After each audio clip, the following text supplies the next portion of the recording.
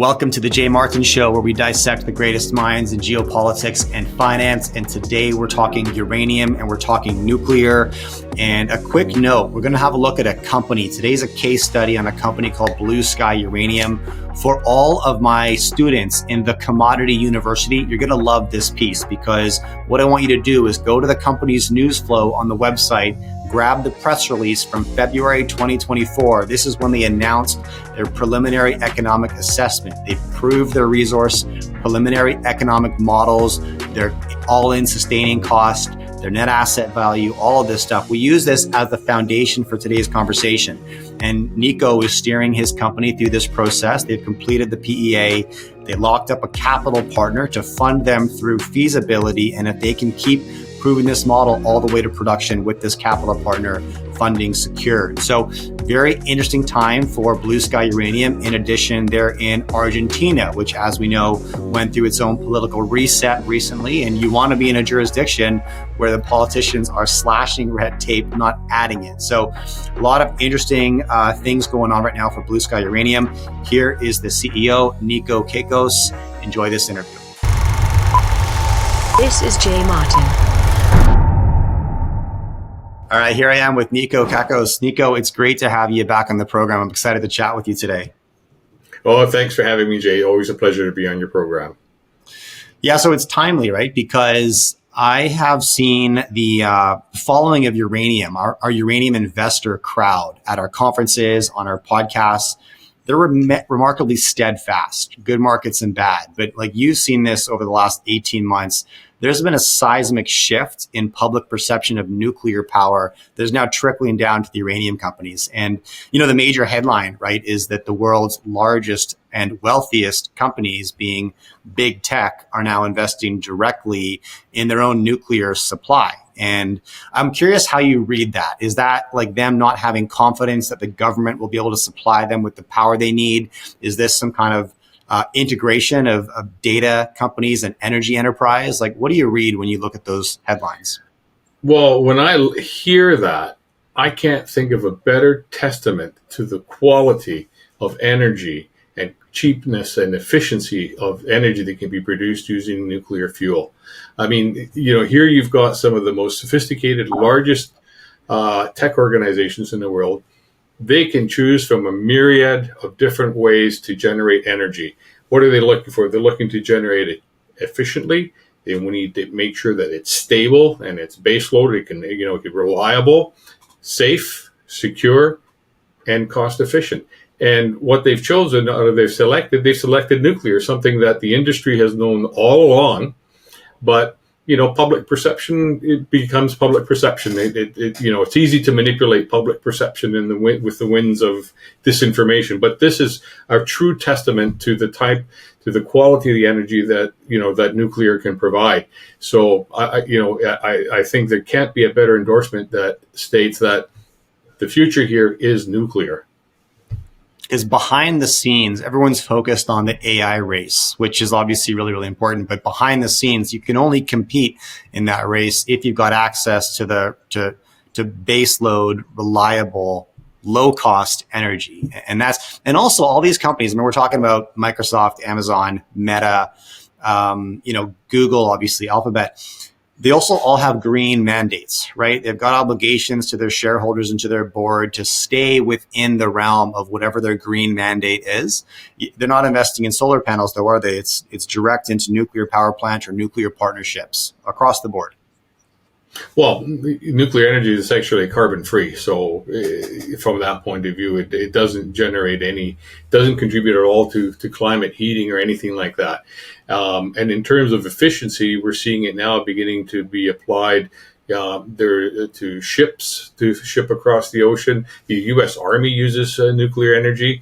They don't have to resupply their submarines for sometimes 50 or 100 years once they get an initial supply of nuclear fuel.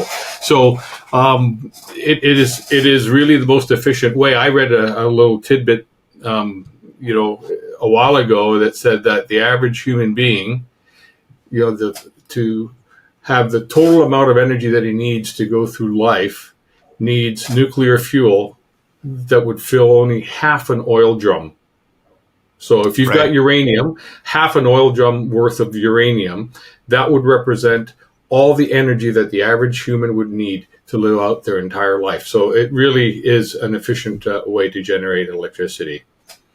Yeah, it's very energy dense. Yeah. Okay. Yeah. Okay. So, I wanted to start there because I don't want to I do feel like we're at a bit of a tipping point in terms of energy adoption trending towards nuclear in a major way. And we're just beginning to see the initial hints of that. But I think there's a major tipping point that's going to occur.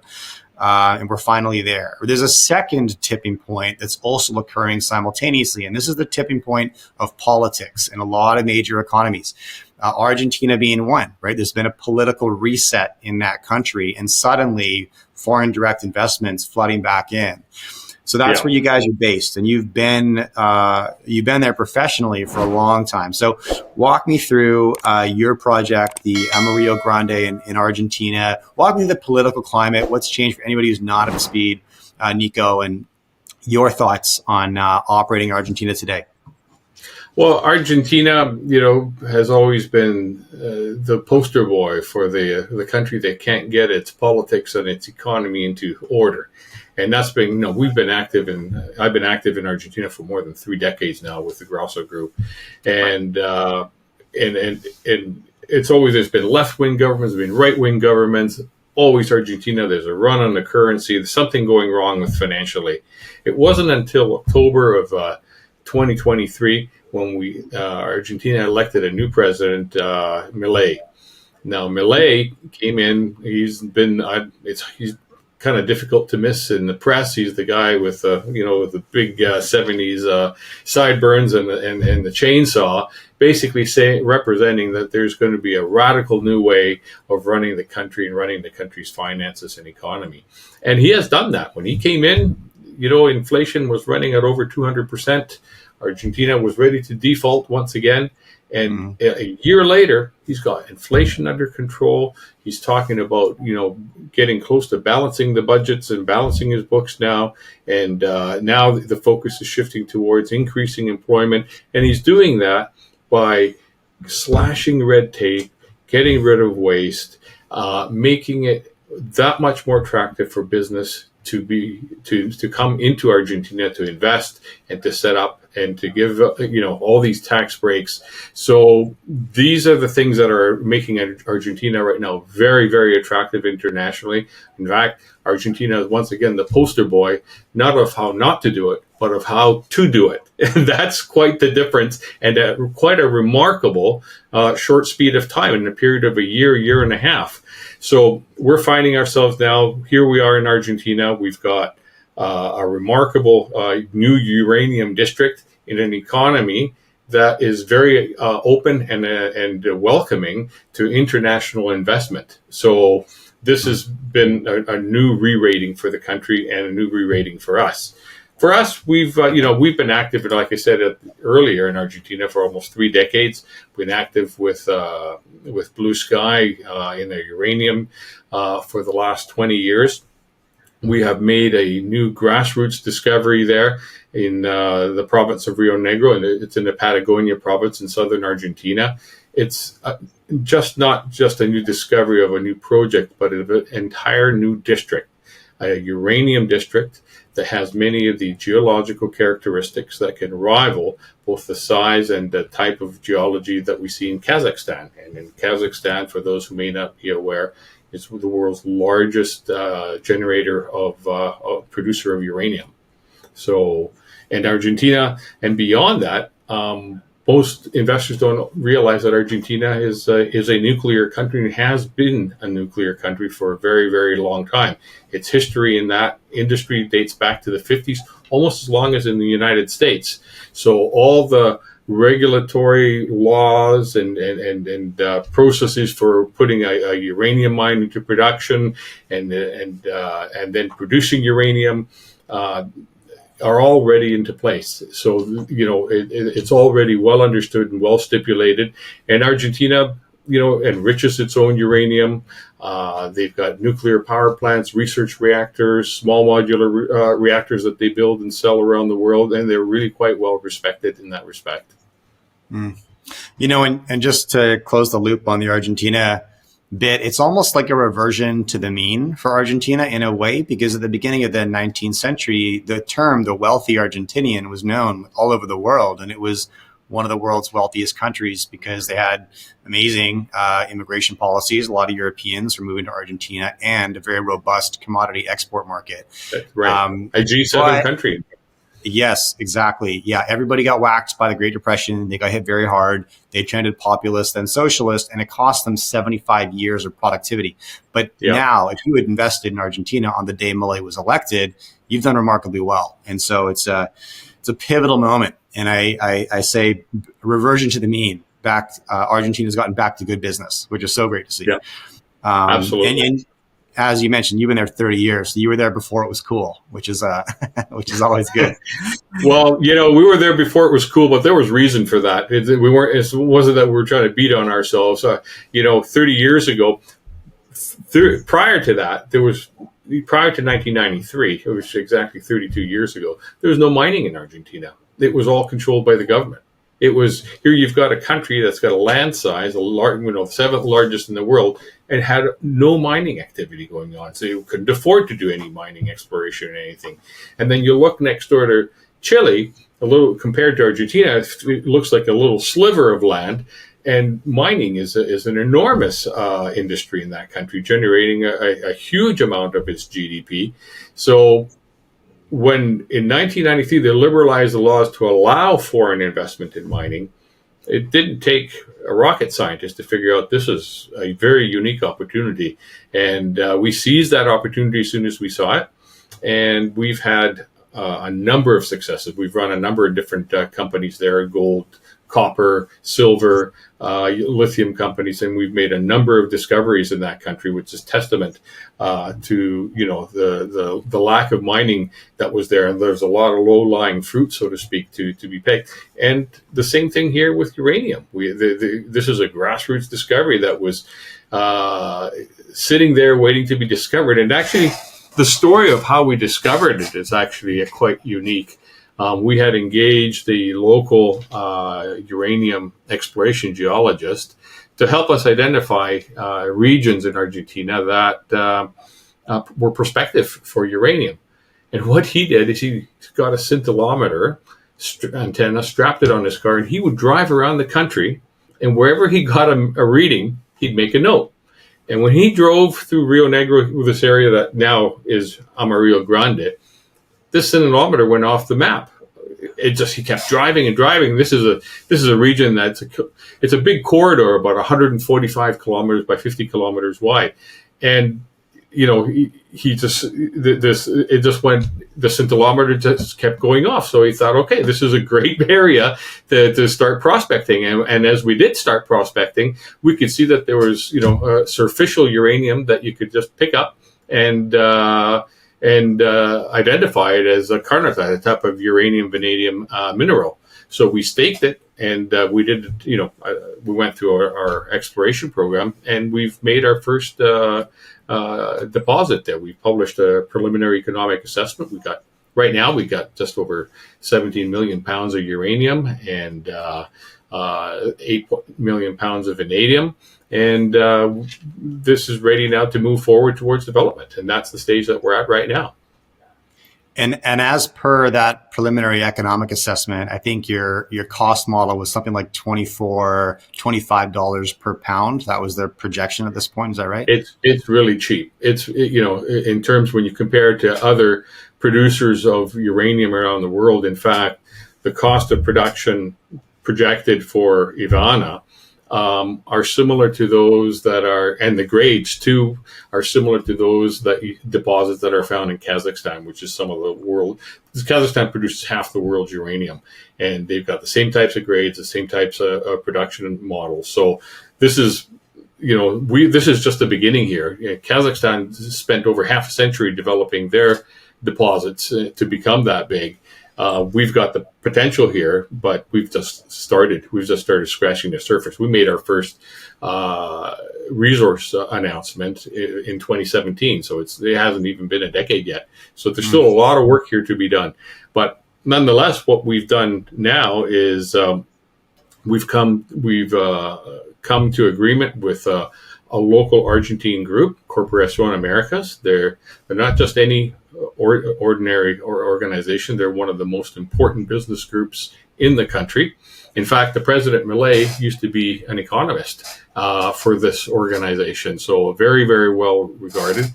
And they have the wherewithal and the connections and the contacts that are necessary, to get all the approvals to move this project ahead. And they will earn up to an 80% interest in the project by spending $35 million on completing a feasibility study, plus another $160 million to put it into production, and then another $8 million in exploration on the surrounding properties that we've already demarcated. So it's almost a $200 million deal. And we get to keep a carried 20% interest on this deposit, and we keep the rest of the properties that we have right now that we can continue advancing and moving towards to make new discoveries. Yeah. Okay. So let me, and how do you pronounce their name? Once again, I feel like I've been struggling with this. Corredor Americano, or how do you? Yeah, it's really part of the Corporación Americas. That's the group. All right. And so preliminary economic assessment complete. You mentioned around 17 million pounds of uranium. You upgraded a lot from inferred to indicated. So you got like at this point, sort of 1.5 million pounds of uranium annual production for like an 11-year mine life. Cost projections at this point are around $24-25 per pound. This deal now solves the biggest problem for exploration companies, which is capital. They're going to fund you to the tune of $35 million to feasibility. So the next stage, the next box that you have to tick, right, from PEA to feasibility to feasibility. Yeah, feasibility. That's right. Okay, yeah, good. That's a big document, and then 160 million more to drive you towards production, into production. Is that correct? Yes, that's correct. That's when at that point they earn when it goes into commercial production, they earn their full 80%. Okay, and what do they earn in at feasibility stage after their $35 million investment? After they spend $35 million, they earn 49.9%. Okay, got it. And then when they make the commitment to embark on production, and they produce a guarantee that show that they have the funds to move forward to build for construction of the mine, then they get another 0.2%, puts them at 50.1%. Got it. At that point. Okay. And along the way, and how is this allocated? Because there's the additional $8 million invested in additional exploration. And how will that be allocated over the near future? Well, we've set up a management committee that we both work together at it. Decisions are made together. As of course they increase their ownership, they get more decision-making power along the way. And then in the exploration area, they're dependent on us as we are the exploration experts. We understand the exploration models. So we will, design exploration programs with budgets, and that, the committee will approve and then go forth, and then our team will carry out and do the exploration on that. Yeah. Okay. Awesome. So walk me through the 2025 plan relative to news flow that shareholders and prospective shareholders can expect from you, Nico. Well, right now, as we're speaking this week, I'm expecting to announce the closing of this transaction. I think the only thing that remains outstanding right now is the opening of a bank account for the joint venture. It's those things in Argentina that take longer than they do in Canada. So we'll announce the closing, and then afterwards we'll have an initial release announcing what the forthcoming program will be going forward. And it'll be a busy year. And I understand the team, the management team has been working together for months now, putting together plans to move forward. They are very keen to advance towards production at a very accelerated rate right now. That's what we're doing. I think I'll leave details for the announcement. So we're going to see those news releases coming forward. We'll have, of course, the ongoing exploration program. And besides that, Blue Sky, we still have our 100% owned projects. We've got the northern portion of this district. We've got other projects in the provinces of Neuquén and Mendoza, and we're optimizing our portfolio there and delineating our next flagship project. And I think that's going to be forthcoming for this year too. Yeah. Okay. Quick mention just to all my commodity university students. This is a great company to look at right now because, in the courses right now, we're covering the graduation from PEA to pre-feas to feasibility and what's involved in that process. So you can go back to Blue Sky Uranium news flow. Look at February 2024. I think that was when the PEA was released. That's Is right. that right? Yeah. That's and then correct. Follow the company news flow from then to today. You'll see these partnership details coming out, but it's a great case study for all you guys to look at. This is a company that's graduating, as we say, like if they're successful, they'll graduate that resource up from inferred to indicated to measured. They'll move from the PEA to the pre-feas to the feas to production if they do everything right. It's a tough gauntlet to run, but some companies do it right. And Blue Sky is one you can take a look at the news flow right now and watch how they're walking through this process. So that's exciting. Okay. And lots of optionality, right? Because as you mentioned, you've got a partner now who will help steward Ivana towards production if we can prove that out. But you guys are the exploration heads. That's what you do very well. I mean, you found Ivana. So what prospective shareholders could expect from you along the way is further exploration efforts and results, probably through 2025. Further exploration efforts and results, and then, of course, the development of Ivana as it moves forward. I think as the company now acquires a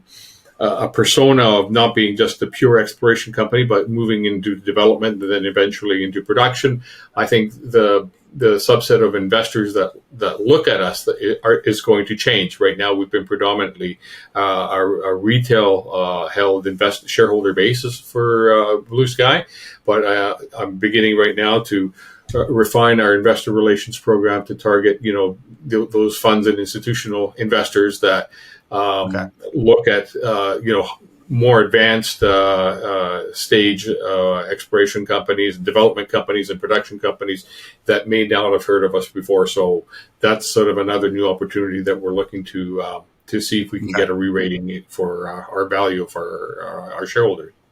Got it. Okay. Yeah. And so critical when you're in this part of the process that you're in a country who has a politician who is slashing red tape and making it easier to get permitted, making it easier to move projects forward, because so many good projects can be stalled out, as you know, for decades. Of course. Geology can be right, but if you can't get the politics right, it doesn't matter. No. You need to get through all the red tape. You need to ensure you've got the social license, and we do. We are a major employer in that part of the world, and we have been a steadfast employer. Whether there was a lot of work to be done or there wasn't, like during COVID, we continued to pay our workforce because they were dependent on those funds. And we recognize the importance of that. So we've acquired a lot of goodwill in that part of the world, and now we're partnered with a group that has all the connections and all the wherewithal necessary to ensure that the path towards production isn't just smooth but also accelerated. So that's what gives me a lot of comfort and a lot of excitement. I think the balance of 2025 is going to be very exciting for Blue Sky and our shareholders for sure. I love it, Nico. You got the micro going your way and the macros going your way. It's exciting to watch, man. So congratulations, by the way. Yeah, thank you. Yeah, I appreciate you coming on the show, giving us an update, getting back in front of my audience, explaining the story, what's happening next, providing some context to this partnership and the significance of it. So I appreciate your time this morning. Thank you. No, thank you for the opportunity.